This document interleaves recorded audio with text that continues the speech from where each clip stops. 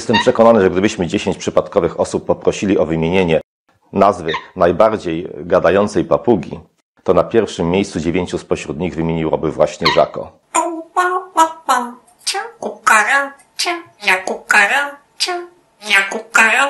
Przez większość ludzi uważana jest za najlepiej gadającą papugę.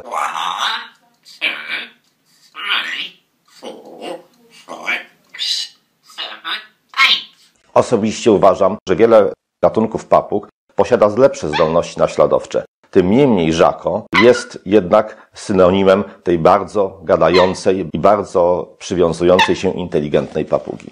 Raz potek, dwa potek, druga. Ładna to wsepka, niedługa. Niedługa w sam raz. Fajne? Papugi Żako pochodzą z Afryki, gdzie żyją w dużych, liczących nawet po kilkaset osobników stadach. Ogromna popularność Żako wynika prawdopodobnie z faktu, że przez wiele lat w ogromnych ilościach trafiały one do Europy z Afryki.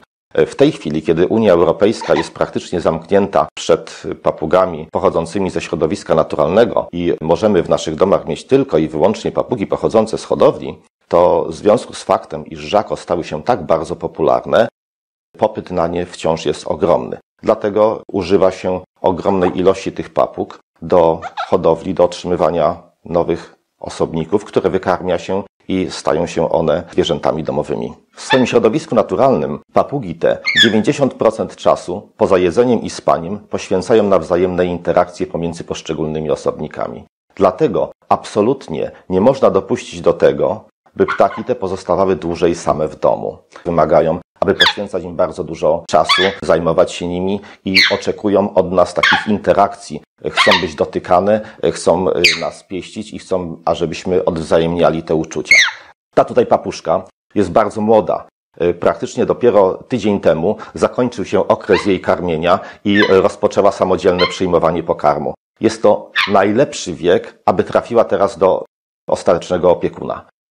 Żako są papugami bardzo łatwo oswajającymi się. Tym niemniej jednak tylko osobniki ręcznie karmione lub bardzo młode nadają się na ptaki do towarzystwa. Dlatego, że jeżeli przebywały przez pewien czas w wolierze lub też trafią do nas jako papugi starsze, koło 1., a nawet później roku życia, nie nadają się już do oswojenia.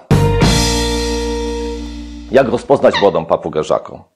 Do oswojenia nadają się papugi, które mają całe czarne oczy. Z czasem, po około 4. miesiącu życia, tęczówka zaczyna zmieniać barwę na szarą, a potem dochodzą do tego elementy koloru żółtego.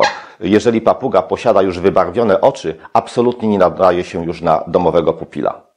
Żako to papugi dość długowieczne.